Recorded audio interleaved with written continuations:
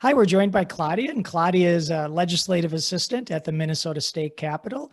Claudia, thanks for joining us and being part of this event.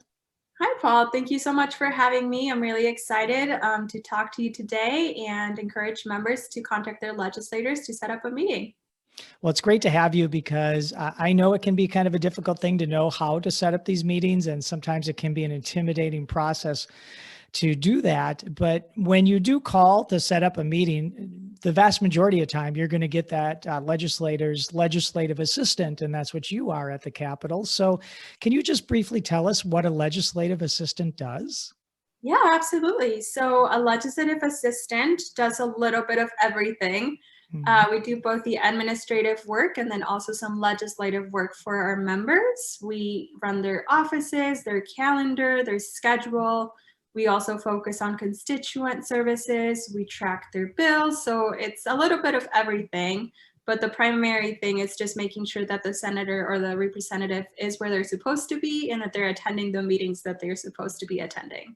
Wow, what an important job to be where they're supposed to be. Because if anybody's ever been to the Capitol, we know this time of the year it gets really busy towards the end of the session, and the legislative assistants definitely help with that, keep them on task and where they're supposed to be. Another big thing you talked about is constituent services, and when you do set up a meeting, again, you're going to talk with a legislative assistant the vast majority of the time. So Claudia, what would our members need to know and be ready to answer when they call to set up a meeting? Yeah, so it's pretty simple. I would say the first thing you should do is identify if you're a constituent of ours, and just say, I'm a constituent of the senator or the representative that you're calling, Mhm. and then state what the purpose of the call is. If you're calling to set up a meeting, if you mention that you're a constituent, you will get bumped up in that priority list to get you in their calendar, because it's important that we hear from constituents and where they stand on issues. And then in regards to what we'll ask of them or for information, we'll ask if it's just one person attending the meeting or if there will be multiple people, and if they will be the point of contact moving forward should anything change in the member's calendar.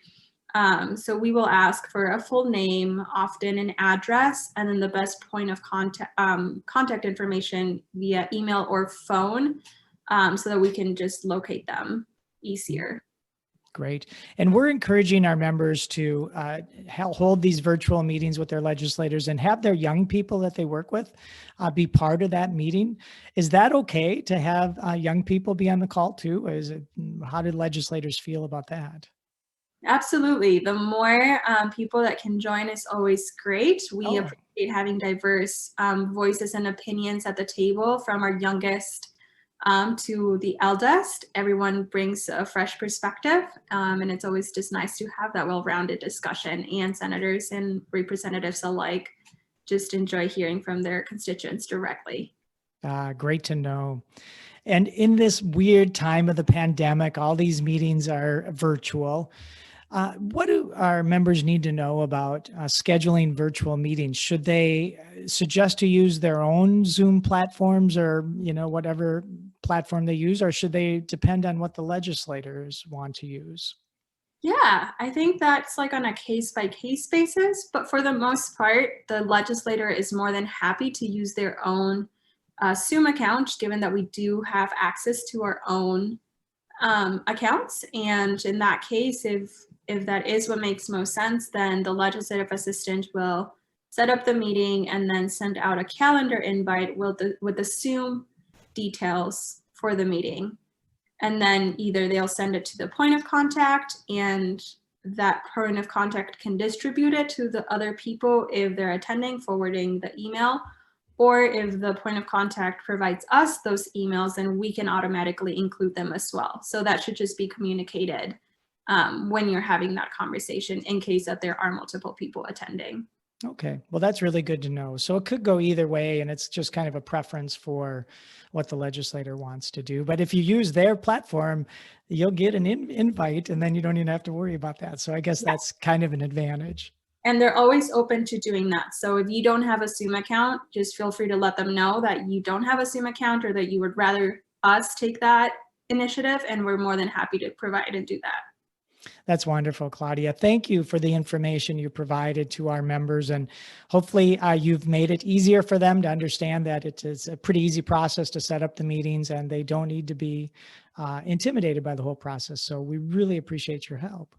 Absolutely. I'm so excited again that, people are feeling inspired, hopefully, to contact their members. It's important that we hear from you, that we hear what issues are impacting you and what issues you care about, and make sure that we are aware so that we can better represent you at the Capitol.